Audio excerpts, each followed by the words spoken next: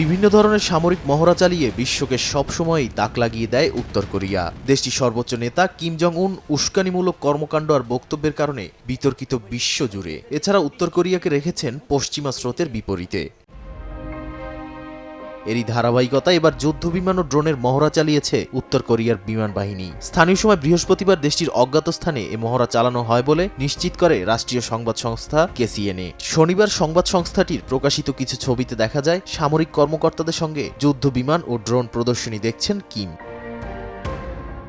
কেসিএনের প্রতিবেদনে বলা হয়, দেশের প্রথম বিমান বাহিনী ডিভিশনের মহড়ায় বিমান প্রতিরক্ষা এবং বিমান হামলার প্রশিক্ষণ পর্যবেক্ষণ করেন কিম। সেনাবাহিনীকে যুদ্ধ প্রস্তুতিতে নতুনত্ব আনার আহ্বানও জানান তিনি।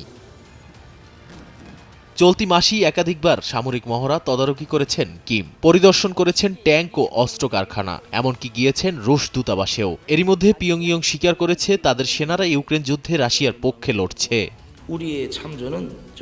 নাদিম মারজান, সময় সংবাদ।